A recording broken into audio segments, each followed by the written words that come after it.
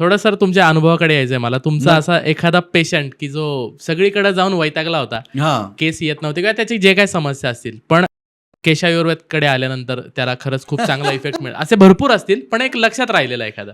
अगदी असे खूप किस्से आहेत आणि खूप अनुभव आहेत. त्याच्यात आमचे एक पेशंटही आहेत. मला खरं तर त्यांनीच सांगितलं की सर तुम्ही कुठे गेलात तरी माझं नाव पण घ्या. अरे वा, क्या बात ओके, म्हणजे कुमावत साहेब आहेत आमचे आणि खूप छान आहेत. जवळपास 55 वर्ष वय होतं त्यांचं.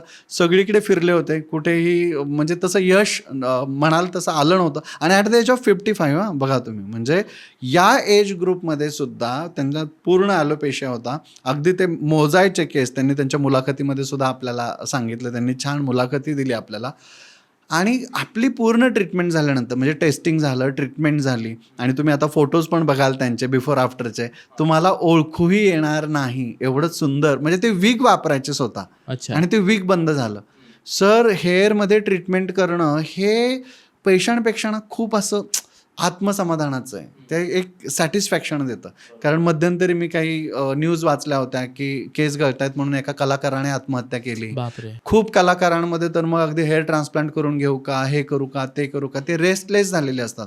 केस गळणं ही आपल्याला वाटते तेवढी छोटी समस्या नाही आहे, ती खूप मोठी समस्या आहे. ती एवढी मोठी समस्या आहे की घराघरातले जे टॉयलेट ब्लॉक्स आहेत ना, ते ब्लॉक पण कशामुळे होत असतील तर सगळ्यात जास्त केस गळतात आणि तिथे जाऊन अडकतात म्हणून ब्लॉक होतात. बापरे. म्हणजे क्लिनिंग पर्यंतची बघा वैश्विक समस्या आहेत. एखाद्या सोसायटीचे सुद्धा जे ड्रेनेज ब्लॉक होतात ना, त्याचं सुद्धा मेन कारण केसच सापडतं. बर. कोणत्याही त्या प्लंबरला विचारा क्लीन करायला गेल्यानंतर की बाबा तुला सगळ्यात जास्त तिथून काय क्लीन करून घ्यावं लागलं. म्हणजे किती मोठी समस्या असू शकते ती, इथून एका छोट्या गोष्टीतून सुरू झालेली. इंटरेस्टिंग असेच एक दुसरे पेशंट होते, लोहगावचेच होते आपल्या, आणि गुंटामंत्री होते. मस्त हातामध्ये सोनं, गळ्यात सोनं, असे मस्तपैकी आले, गाववाले. एकदम गाववाले आणि सुंदर बायको सोबत होती एकदम. आल्यानंतर ते म्हटले की बघा याचे केस गळतायत, ते तुमच्याकडे टेस्टिंग वगैरे होतं, असं ऐकलं होतं, बघा काय करता येईल का.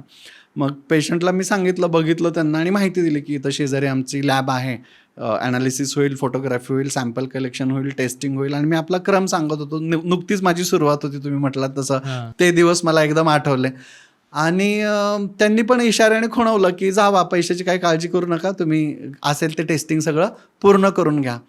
आणि आता VIP आहेत, समोर बसलेले आहेत, काहीतरी गप्पा मारल्या पाहिजेत म्हणून मी त्यांच्याशी गप्पा मारायला सुरुवात केली. आणि नुकतीच माझी सुरुवात होती म्हणून मी म्हटलं की सर, मला खूप छान वाटलं एवढ्या लवकर तुम्ही टेस्टिंगला तयार झालात. आजकाल कोणी असं केसांचं टेस्टिंग नवीन आहे ना, कोणी लवकर तयार होत नाही.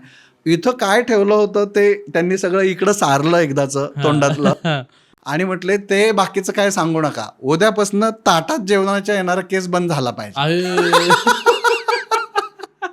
कोणाची काय समजते तर कोणाची काय समजते. कोणाच्या काय गमती असतात आणि म्हणजे त्याला ते किती सुंदर आहे, त्याचे केस किती गळतात याच्याशी काय घेणं देणं नव्हतं. जेवणाच्या ताटात येणारा केस बंद झाला पाहिजे एवढाच फोकस होता आणि तीच इच्छा होती.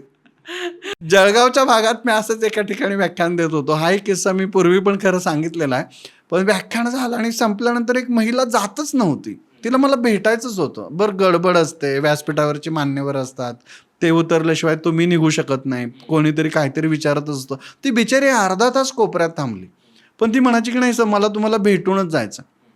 फायनली 2 मिनिट काढले. म्हटलं बोला ताई, काही तुमची शंका आहे का, काय विचारायचं आहे? हो म्हटले, मी अर्धा तास झालं तुमच्यासाठी थांबले, माझे खूप महत्त्वाचा प्रश्न आहे. म्हटलं काय प्रश्न आहे आपला? नाही म्हटलं, तुम्ही ते टेस्टिंग करता, तुमच्याकडे टेस्टिंग वगैरे मी ऐकलं तुमच्या व्याख्यानात. म्हटलं हो, कोणतं टेस्टिंग करायचं आहे का? हो, ते आजकाल ना यांच्या शर्टावरती रोज 2-3 नवीन केस येतात. ते जरा टेस्ट करून सांगाच कोणाचे आहेत ते.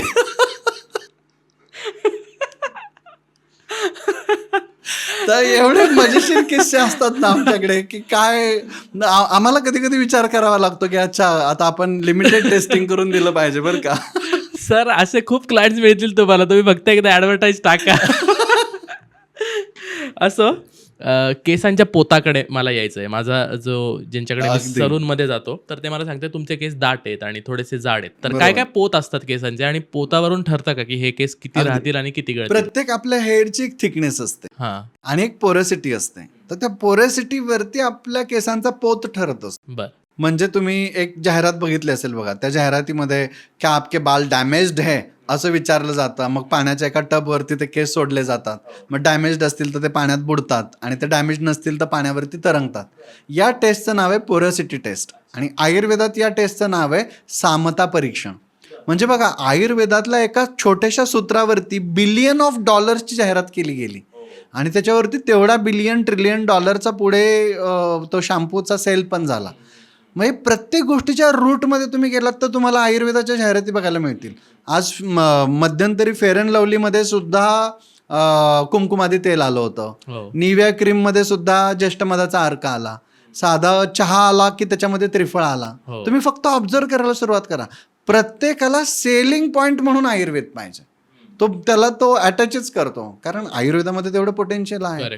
तर एक छोटीशी जाहिरात होती, सामता निरामता परीक्षणची टेस्ट, त्याचं एवढं मोठं झालं, त्याच्यावरून केसांचा पोत ठरतो आणि मग त्यांचं सोल्युशन लावलं, केमिकल लावलं की आता तुमचे केस डॅमेज फ्री झालेत, केसांचा पोत छान झालाय म्हणतात आणि अगदी मोती त्या केसांमध्ये ओवून ते दाखवतात.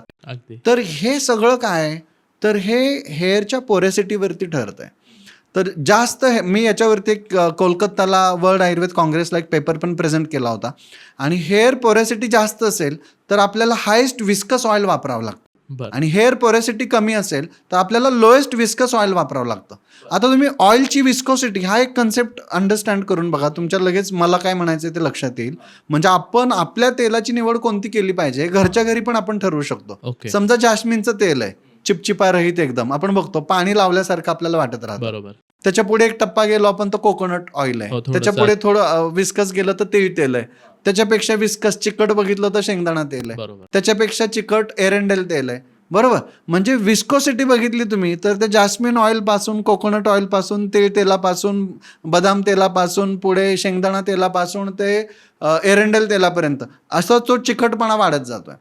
आपले केस जेवढे ड्राय असतील तेवढे आपण हायेस्ट विस्कस ऑइल वापरलं पाहिजे आणि जेवढे केस ऑइली असतील, खूप जणांचा हा प्रश्न असतो ना, आमचं डोकं ऑलरेडीच ऑइली आहे, करेक्ट, स्काल्पच ऑइल आहे, त्यांनी लोएस्ट विस्कस ऑइल वापरलं पाहिजे.